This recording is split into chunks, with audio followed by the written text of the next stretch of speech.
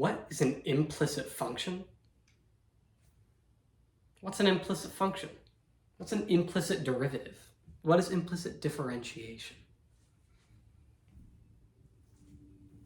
I see some functions up there, goofy looking functions. That one on the top left, that'd be the equation of a circle. X squared plus y squared equals r squared, radius equal to 5. Let's put on our thinking caps here. Implicit differentiation. We're going to be using our knowledge of the chain rule and all of our other past derivative tricks. They still apply, right? But here, with implicit differentiation, as you'll soon figure out, there are a couple of extra steps. But let's dive in. Ask yourself, when we are taking a derivative, what do we want? There are a couple answers. Slope, rate of change, dy dx. That's the answer I'm looking for right now. dy dx, right? Our expression for the instantaneous change of y over the instantaneous change of x, right? Where x is our variable of change, variable of impact, and y is our variable of measure, right? What we are looking at. We'll have a graph y with respect to x. Most of the time, x is going to be our input, y is going to be our output. Today that is going to hold. I'm not going to throw any curveballs here. Y is going to be the output, x is going to be the input. And we're going to think about functions like that. Whereas normally in like geometry, you might think of a circle equation, x squared and y squared. Those are both kind of your dependent variables. Today, we're still going to be looking for dy dx. But how do we find dy dx when there are both x's and y's that influence in our equation? It's going to be that extra step. I'm going to show you real soon. We can't just derive y terms normally like we would an x term when everything's in respect to x. So this is kind of where the chain rule comes in. How do we find dy dx? That's our derivative, right? dy dx is a term, almost like a variable. A lot of times we think of it as a function, but we can solve for dy dx, much like we solve for a variable. This entire time we've been working with f of x functions or y equals functions with definite values and solutions for y, but as we see with these examples here, well, you may be able to solve for y in most scenarios. Sometimes we have to use implicit differentiation. One of the less commonly used techniques in calculus, but sometimes you do have those multiple variables, and especially in complex geometric functions, as seen above. Don't ask me what that is. I wrote that on the board. I don't know what shape that makes. Probably a weird one. Yes, so, and I don't want to try to solve for y with that. Implicit differentiation, wow, that's hard to say. Not terribly difficult. It just requires some little bit of extra awareness in the whole mathematical sense, finding what we're looking for. Recall back to our chain rule videos. dy dx, I'll use this one. dy dx equal to, okay, if u is going to be that nested variable, u is going to be that stuff usually composed of either another function, stuff with x. Sometimes we don't even have to worry about u. Most of the times we do not have to worry about u. A lot of times here, we're not going to worry about u. But sometimes thinking of u as a simpler variable to express a more complex function is useful. dy du times du dx. We're going to be doing something similar to this today.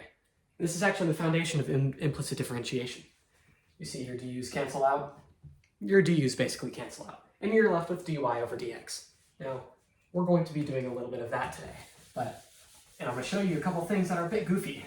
Sometimes we derive these weird functions. And when we derive our x terms, okay, cool, awesome, normal. These y terms, they get in the way. They are problems sometimes because we can't just derive y. Let's go back to the basics of derivatives. Very simple function. Its derivative is 2x.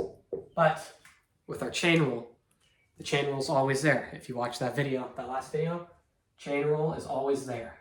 You have to derive this u term and u is going to be this variable. Here, it's just equal to x. And so if we take the derivative of that, it's really just going to be times 1. But where do we get that times 1 from? Well, taking the derivative of x gets you 1.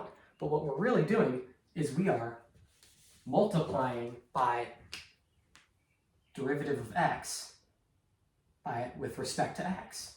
Kind of weird to think about. I think I brushed on this last video. But yes, we are taking the derivative of x, terms in the x function, right? Like x equals a bunch of stuff, right? With respect to x. And that's where the dy dx equals dy du times du dx comes from. This is that. U, sometimes we use u for those more complicated functions. Here, our u is just x. So we're multiplying by dx dx. And that's why when we don't have those complex nested functions, we don't even have to worry about the chain rule. Because dx dx is just 1, right? Now you can think about it like that.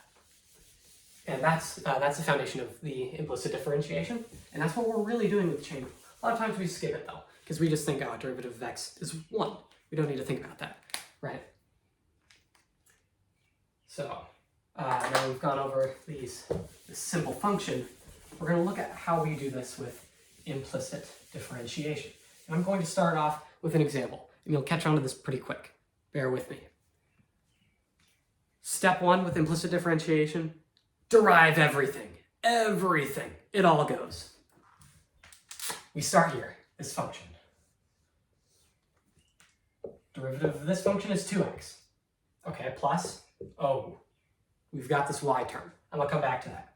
Equals, if we derive this right side, we just get 0. Perfect. Derivative of a constant is 0. Oh boy. We're going to have to use some weird tricks here. Bear with me. It's going to kind of relate to what I just did with the chain rule there. First, we're going to derive the y term like normal. 2y. But we have this chain. The chain rule is always there. So, what's the chain of y? Well, if the chain of x, right, is dx, dx, and that cancels out because we're deriving this function, but with respect to itself. Now, we're going to derive the y function with respect to x, because we're deriving with respect to x here, since I derived the x term normally. So, this is where the chain rule comes in. The chain of y is dy dx. Remember at the very beginning of the video, I asked, what are you finding? With the derivative here and with implicit differentiation, we're finding dy dx. This, right here, is our derivative. The derivative came out of nowhere from the chain rule. Calculus. Awesome, right? And now from here, it's as simple as solving. We have to solve for dy dx like we solve for a variable, just like I said at the very beginning of the video. So, I'm going to clean this up a bit. This is 2x plus 2y dy dx equals 0. And this isn't equal to y prime or dy dx or anything. Not yet. We just turned this function into this function. We operated it. Derivatives are operators. We'll talk about those more in the future. If you do something like physics, you'll work with a lot of operators. Okay, solve for dy dx. First, let's subtract this x term over. So I'm going to subtract both sides, 2x. Okay, and then over here, minus 2x. So 2y times dy dx. This is just algebra. The calculus is done. That's equal to negative 2x. Okay, well, these two terms cancel out. We're going to divide that y over. We're going to get dy dx is equal to negative x over y. And that's it. That's the derivative. That's what dy dx is equal to. We want to find dy dx. We just found it. Boom. Cool. So that's implicit differentiation. It's really it. It's not super different or much harder than normal derivatives. And at least for calculus reasons, we're not really going to get into super difficult functions with implicit differentiation, because most of the time we don't really need to. Okay. I'm going to erase all of this because I'm going to need some space for this next example, right? This next example is here to show you that all of our other derivative rules still apply. And we're going to follow the same process, chain rule, implicit differentiation, all of that. Okay, sorry, kind of getting in my way. Let's go a bit quicker. I'm not going to worry about this function. We're looking over here now. Okay, x squared y plus y squared x. Do you know what that reminds me of? Low d high minus high d low, try line square low. You'll never forget it. But we're actually going to be using product rule here. So, sorry about that. Product rule twice. Oh boy. Probably the most difficult function we've dealt with so far on this channel. Let's do it. Okay. Left, d right. Okay. Derivative of y is just 1. So d right.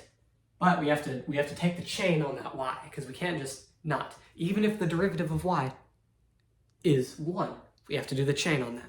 You could also think about it as you just took the derivative of y and got dy dx. You can think about it that way too. That's perfectly fine. So we can erase this 1. That's going to get in the way and confuse me. So x squared dy dx. Okay, that was our left d right. Now plus right d left.